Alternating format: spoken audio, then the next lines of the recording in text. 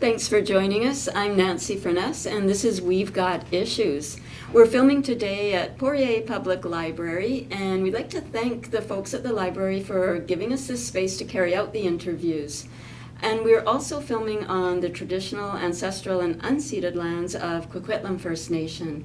I'd like to thank the nation for continuing to live on the lands and to care for the lands and the waters and all that lies above and below.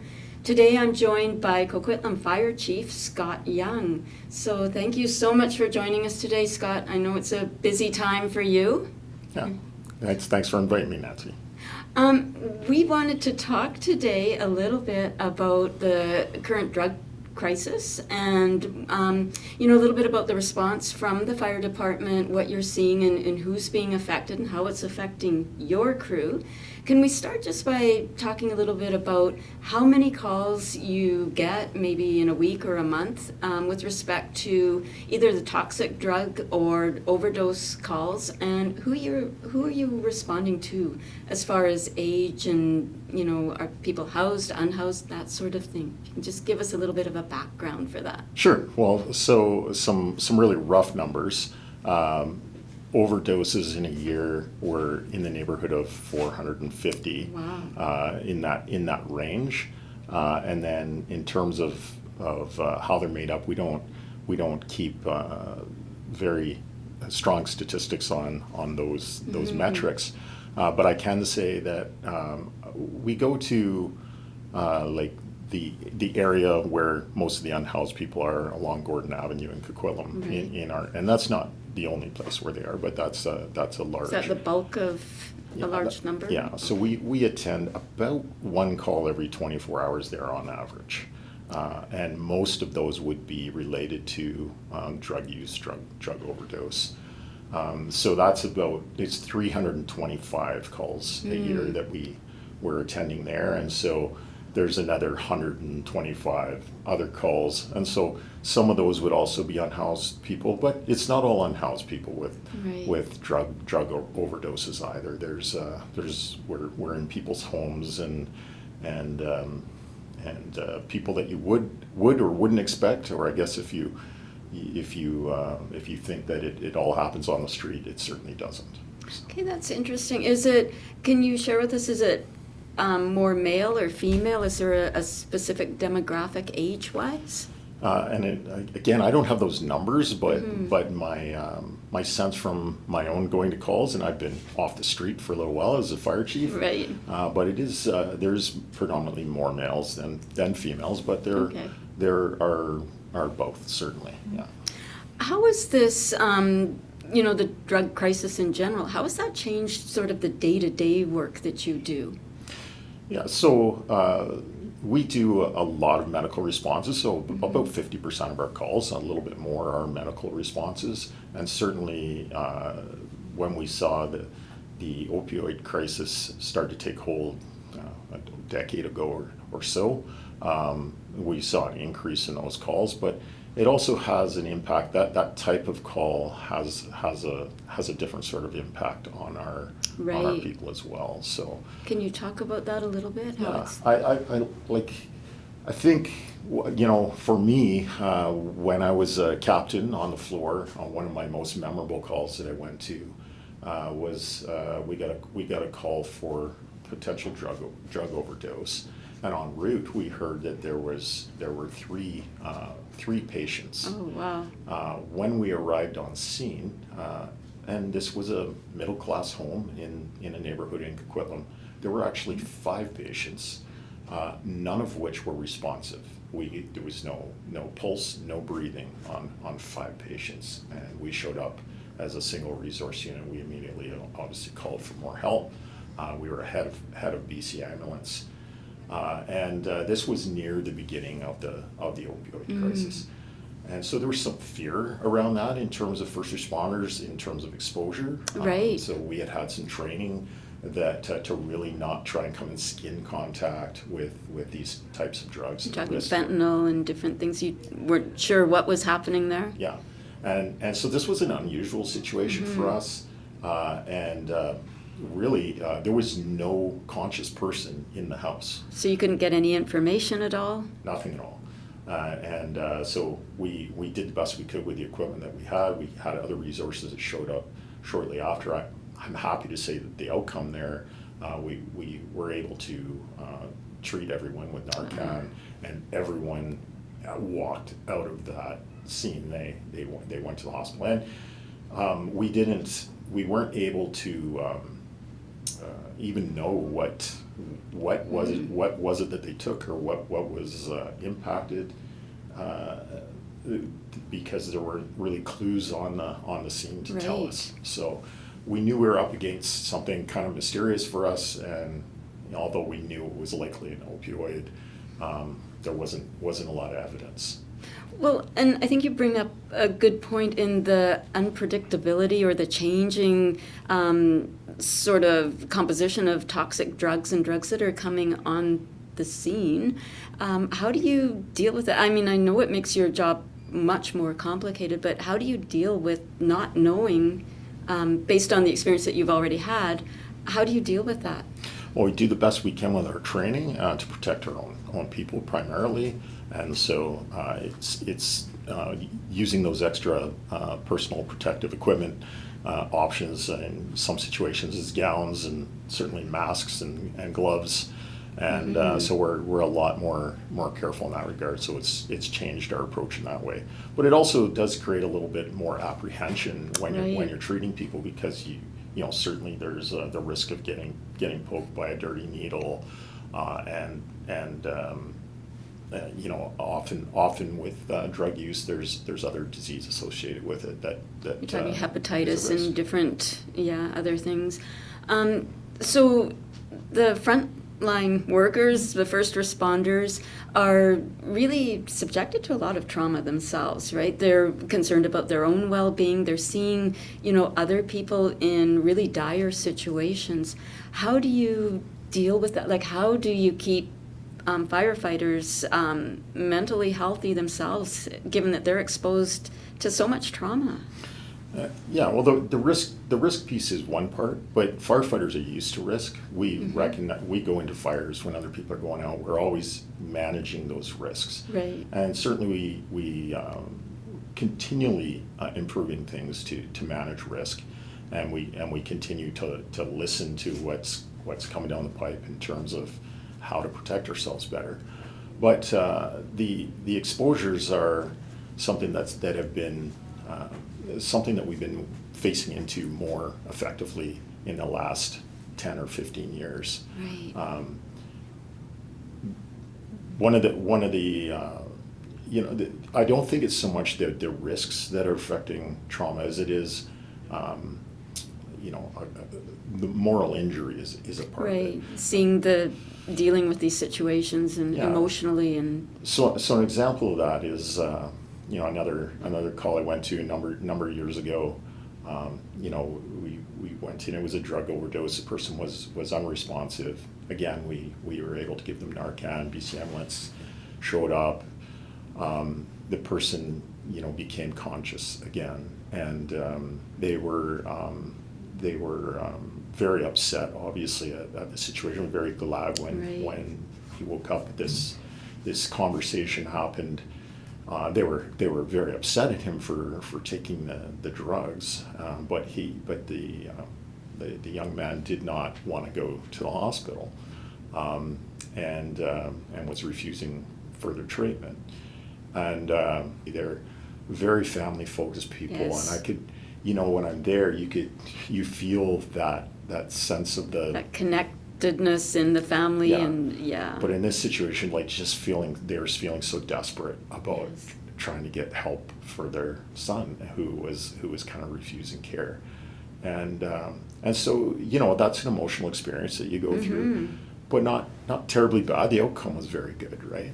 Unfortunately, 24 hours later, he overdosed and died. Oh no! Yeah, And so as a firefighter, you go and you help, and this is what we're wired to do, and then you kind of connect to that emotionally to some degree, Right. and then sometimes these are the outcomes, and it shouldn't be that way. Like, you relate to No. them, and I have Human being, five too. kids of my own, Of course. and I could certainly see my own kids falling into similar type situation.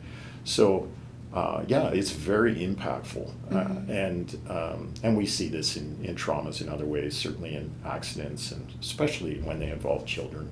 Of course. And babies and Yes. things of that nature.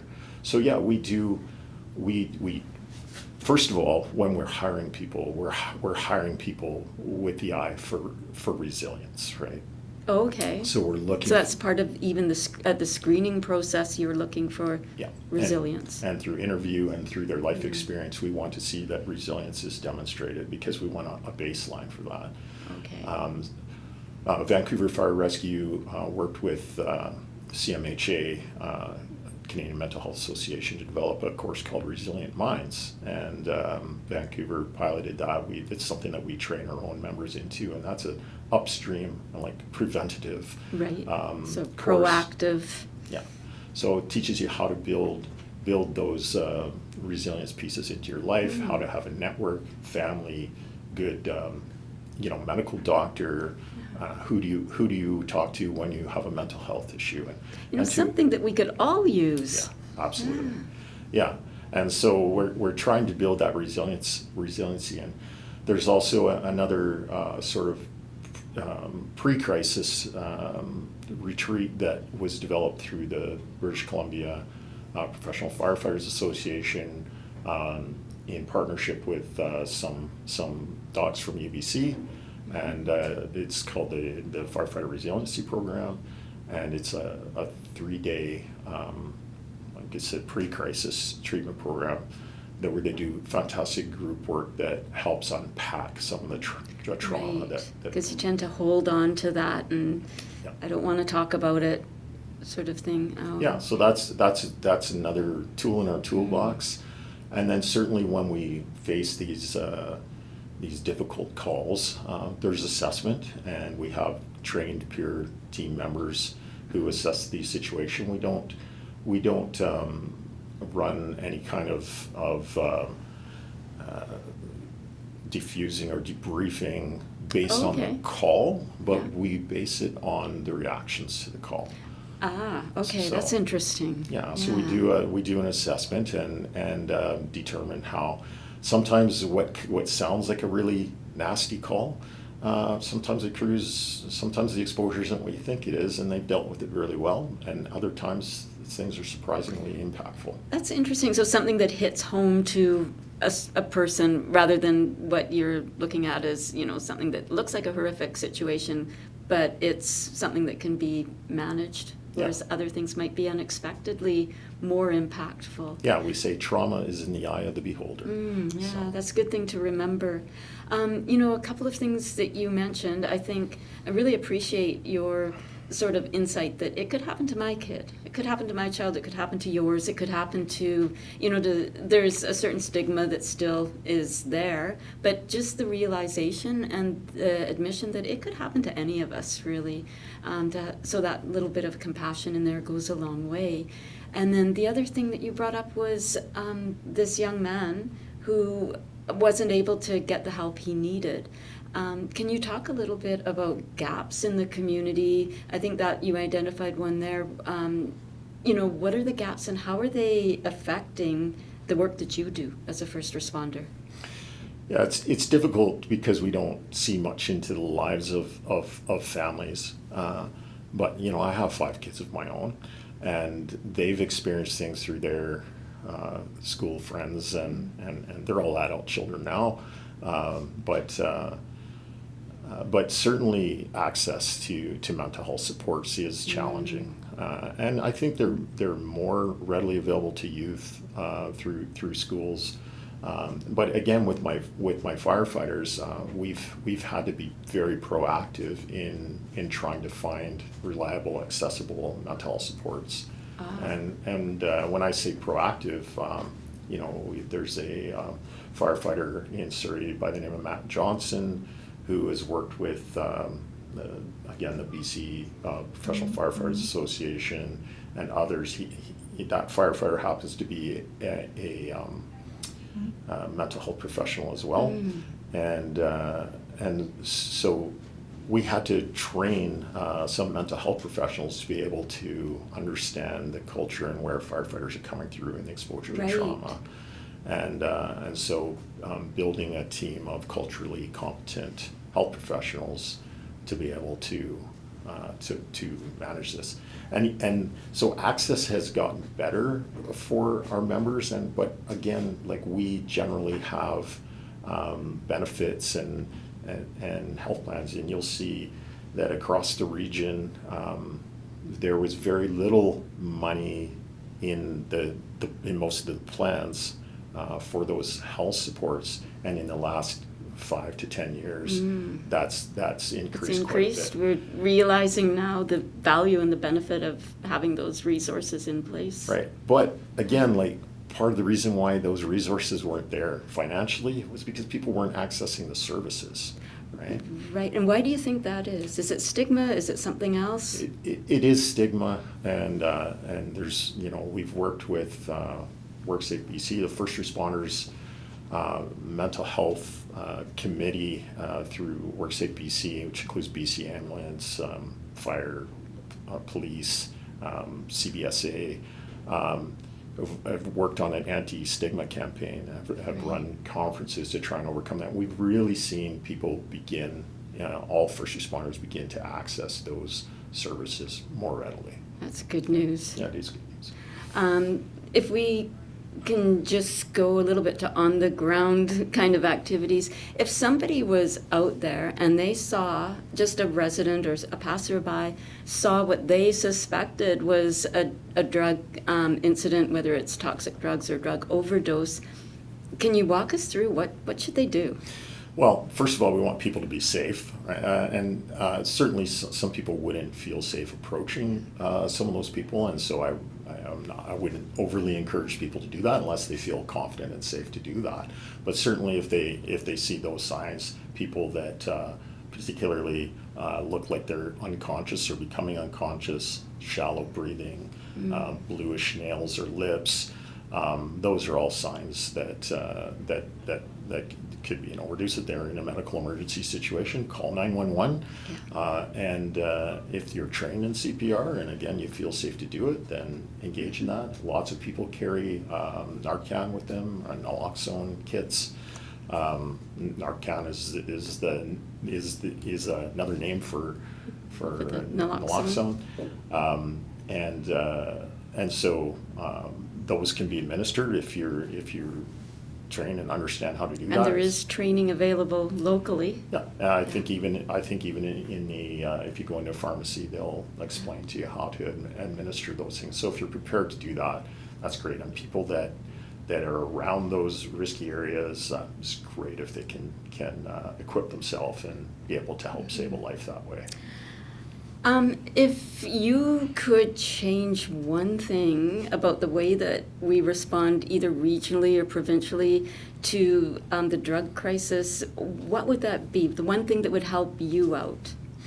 Yeah, well, I think the one of the things that really wears on our first responders as a whole is the continuous having to go back again and again to deal with the same people and the same calls.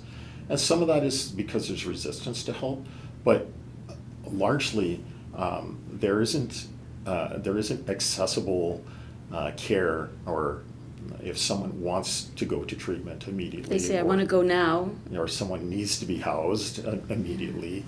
We don't have immediate resources at our fingertips to be able to send people to.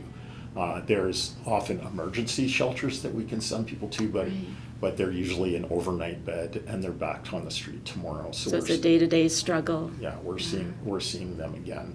The treatment is the big piece. Certainly, people need to be open to treatment, but when they're ready to make that decision, you want to have that treatment space available for them immediately, so that they can access that and not just become discouraged in the waiting and continuing the same behavior.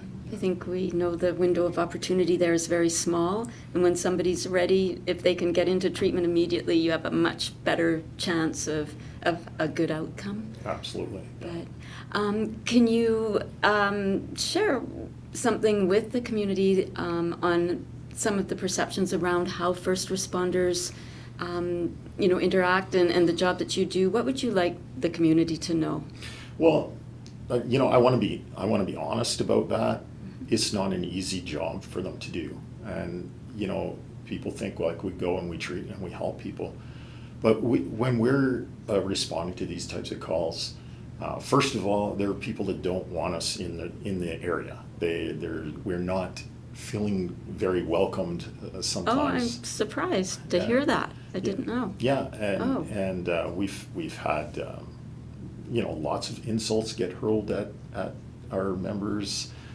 We've had people take swings. We've had people spit at us, and that can really kind of tear down the morale. Yeah, and so people get compassion fatigue, and like these people don't even want to be helped. The other thing is when you treat somebody with Narcan, their heart rate would be very slow, their breathing would be very shallow, almost imperceptible. Right. And we'll treat them, and they'll come back with and they're angry. A lot of energy and yes. And partly they're angry because you ruined their brought them back to the harsh reality of their state. And so it's not a very rewarding experience for our firefighters to be trying to help people when they are saying they don't want help, and quite often they do not want to be transported to the hospital after. Narcan has a very short impact time, and a lot of times people will, depending on how much drugs they've taken, you might need multiple doses over time. Yeah, so they can walk away and then they can crash again, right? And sometimes we see that we leave the scene and we come back and the person hasn't even necessarily taken more drugs, but the impact has come back. The Narcan wears off over a short period of time. Yeah, so that's quite discouraging. We have people too that are involved in trying to maintain the safety on the streets, and so a couple of our fire prevention team members join with RCMP and bylaws people and try and manage some of the safety risks. We've had, I believe it was 28 fires right on Gordon Avenue in the last year that we've attended to. Not all of those are tent fires. Some of them are just. Is it people trying to cook food and stay warm? Is that the kind of fire? Well, is that the source of it, or? Yeah, there's. It's not usually cooking, although that happens occasionally. There's certainly warming fires this time of year. But what we do find is people use the fires to, if they're trying to recycle copper, they're burning insulation off of the wire. So there's many reasons to start the fire. They may be using or cooking type of drug. Right. And so that's another reason. And sometimes people are doing that when they're inebriated in some way. And so we've had people fall asleep right on top of the fire, and people have been burned quite badly, and so all of that stuff is very discouraging because there's a hopelessness to seeing those things being resolved. Trauma all around, witnessing or being part of it, and And I will say that for the most part, our firefighters are highly compassionate. Like. When weather's been very cold, they've wanted to go out and give blankets and check on people, and they build relationships sometimes with some of these people, and they're caring and compassionate people. That can get challenged at times, and seeing some of the behavior on the street of sometimes how people treat one another or how people treat others in the community is quite disheartening. It is, and as you say, it's so complicated because there's also a very vulnerable population within that's out there on the streets. So the need for more resources, more wraparound services. There's just so much work to be done there. And right now, I think we're at the 11th hour dealing with putting out fires. Sorry for that pun, but Yeah, and again, like the compassion exists there because they understand, like we're all human beings, and people find themselves in a situation. Yeah, they're not treating other people nice. They might not be treating the firefighters nice, but we know like no one wants to be in that situation. The path to get there has sometimes been really horrendous as well. Yes. So it's, and I just want to thank you so much for, sharing your experiences and your insights, and to give us an idea of, the tough work that you're doing out there, and also to express gratitude to all the first responders and the fire crews that are out there, working so hard to deal with this situation. So I hope that we can talk again in the future. I appreciate that, and certainly I'd be glad to chat with you sometime again. Thank you. Thank you so much. Thanks for joining us. I'm Nancy Furness. This is We've Got Issues, and we've been speaking with Coquitlam Fire Chief Scott Young about the situation that we find with first responders dealing with responding to drug crisis, overdose calls, and toxic drugs. Thank you.